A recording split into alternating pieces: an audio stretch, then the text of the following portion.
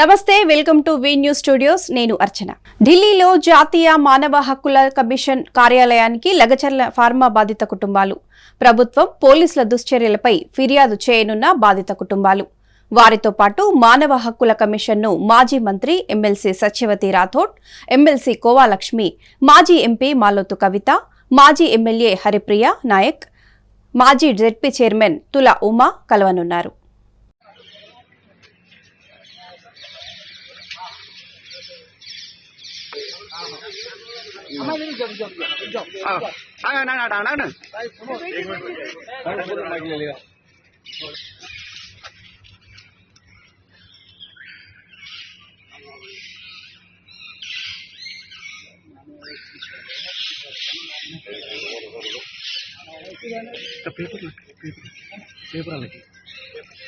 పట్టుకుంది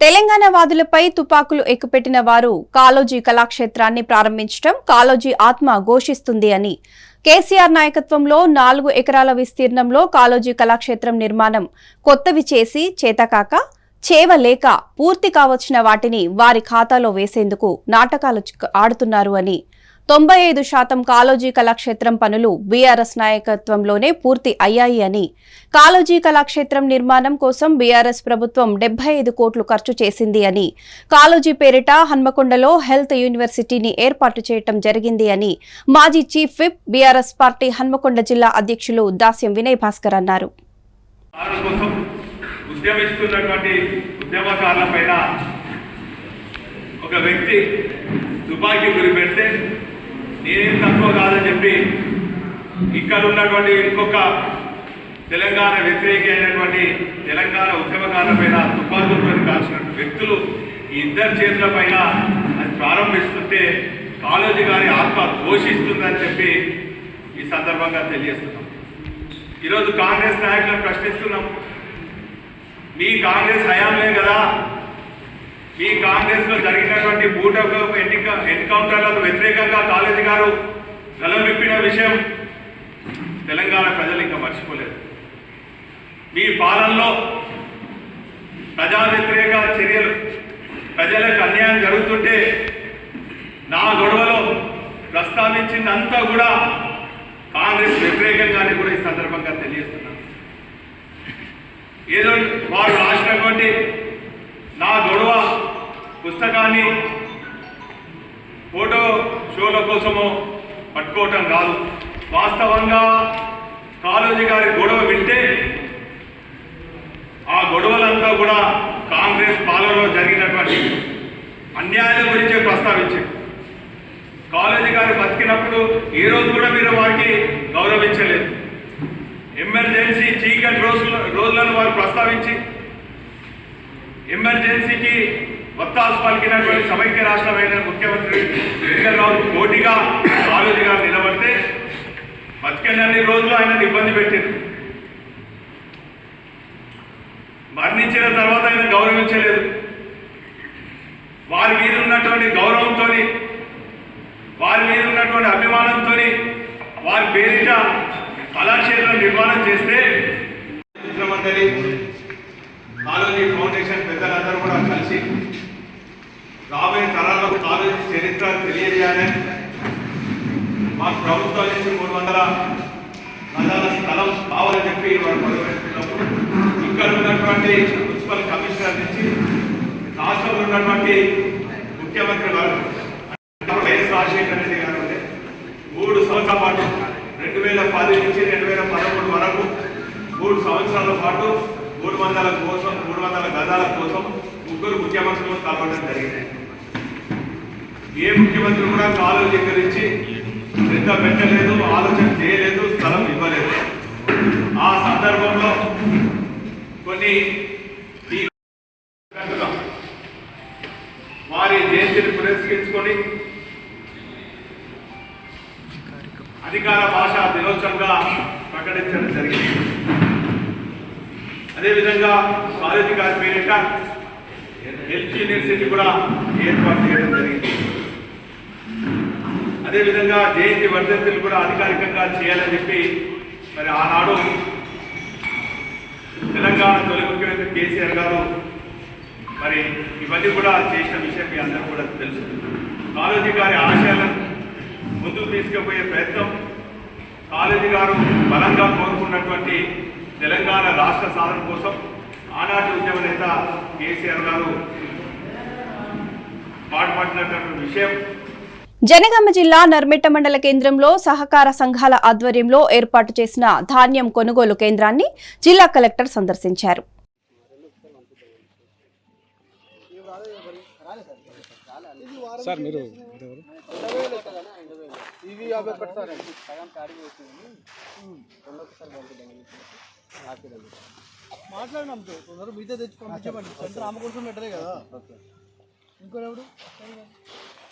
నవంబర్ 18 ఏపీలో అఘోరి అరాచకం సృష్టించింది. ఇవాళ ఉదయం మంగళగిరిలో కార్ వాష్ చేస్తుండగా తనను వీడియో తీశారంటూ ఓ జర్నలిస్టుపై దాడి చేసింది. అనంతరం మంగళగిరిలోని జనసేన పార్టీ కార్యాలయం వద్ద హల్చల్ చేసింది. డిప్యూటీ సీఎం పవన్ కళ్యాణ్ కలవాలంటూ నేషనల్ హైవేపై బైఠాయించడంతో కిలోమీటర్ల మేర వాహనాలు నిలిచిపోయాయి. తాను పవన్ కళ్యాణ్ను కలవాలని, ఆయనను కలిసిన తర్వాతనే ఇక్కడ నుంచి వెళతానంటూ డిమాండ్ చేస్తూ రోడ్డుపై బైఠాయించింది. ఆలయ భూములు పరిరక్షించాలని పవన్ కళ్యాణ్ను కోరతానని చెప్పింది.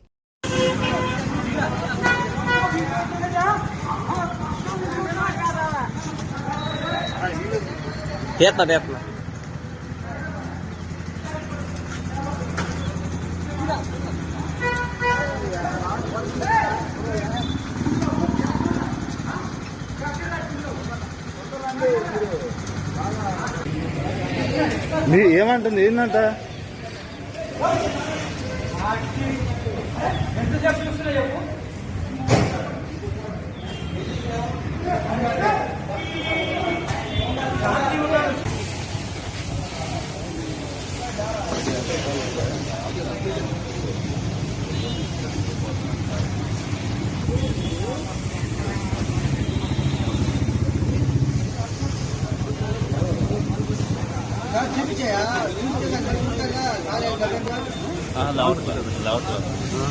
రైతు బంధుకి సంబంధించిన 7,500 కోట్ల నిధులను పందికొక్కుల్లా మెక్కేశారు అని, భూములతో పాటు బిల్లులను అక్రమంగా ఎలా ఎత్తేశావో అన్నీ బయటకు తీస్తామని కేసీఆర్, కేటీఆర్, హరీష్ల కాలిగోటికి కూడా సరిపోని నువ్వు ఇష్టమొచ్చినట్లు మాట్లాడుతున్నావని, నీ సంగతి చూస్తామంటూ పొంగులేటిని హెచ్చరించిన ఎమ్మెల్యే పల్లా రాజేశ్వరరెడ్డి. అదేవిధంగా ఇన్ఛార్జ్ మంత్రి అయితే వాడు పిట్టల ద్వారా తుపాకీ రాముడు, ఇవాళ వాళ్ళే కూడా మొత్తం బయట పెడతాం. ఇవాళ రైతు బంధుకు సంబంధించిన 7,500 కోట్లని పందికొక్కుల్లాగా మెక్కిండ్రు. పందికొక్కుల్లాగా మెక్కి ఇన్ఛార్జ్ మంత్రిగా ఉన్న తను మొత్తం కూడా మొదటిసారి మంత్రి అయిండు, మొదటిసారి ఎమ్మెల్యే అయిండు. చాలా అహంకారంతో మాట్లాడుతున్నాడు. బిడ్డ మేము చెప్తున్నాం, ఇలా వరంగల్కి నువ్వు ఇన్ఛార్జ్ మంత్రిగా ఉండొచ్చు, నువ్వు ఖమ్మంలో చేసిన అన్నిటి కూడా బయటికి తెస్తాం. 10 సంవత్సరాలు మేము కూడా వెంజన్స్ పాలిటిక్స్ చేయలే, ఎవరిని కూడా ఇబ్బంది పెట్టలే. కావాలంటే సహాయం చేసినాం తప్ప మంత్రులు కానీ, ఎమ్మెల్యేలు కానీ, అధికారులు కానీ మీలాగా ఈ విధమైన చర్యలు తీసుకోలే. నీ భూములు ఎక్కడ ఆక్రమణ నువ్వు చేసినావో తీస్తాం, ఏ విధంగా బిల్లులు ఎత్తినవో తీస్తాం, ఏ విధంగా అక్రమంగా పర్మిషన్ తీసుకొని కట్టినో తీస్తున్నాం.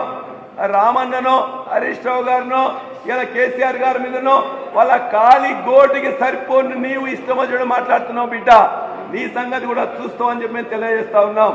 చేతనైతే రైతులకు చెప్పినవి చెయ్యండి.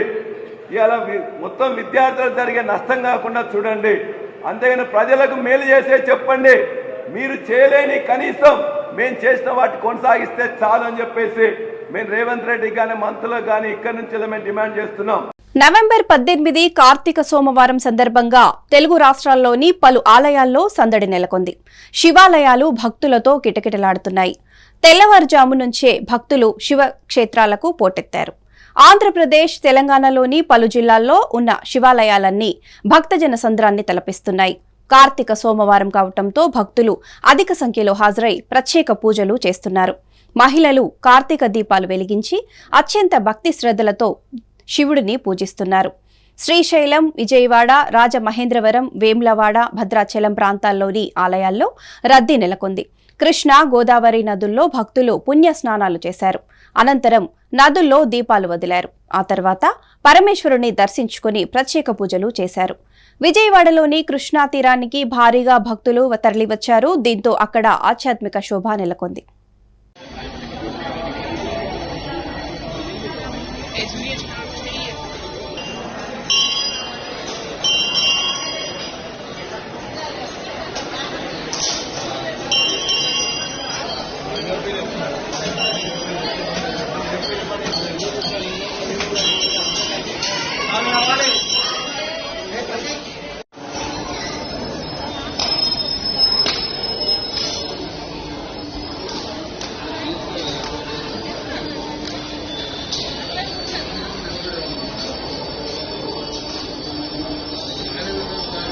మంగళవారం వరంగల్ జిల్లాలో సీఎం రేవంత్ రెడ్డి పర్యటించనున్నారు. పలు అభివృద్ధి కార్యక్రమాలతో పాటు జిల్లాలోని కాళోజీ కళాక్షేత్రాన్ని ప్రారంభించనున్నారు. అనంతరం ఆర్ట్స్ అండ్ సైన్స్ కాలేజీలో ఏర్పాటు చేసిన సభలో పాల్గొననున్నారు.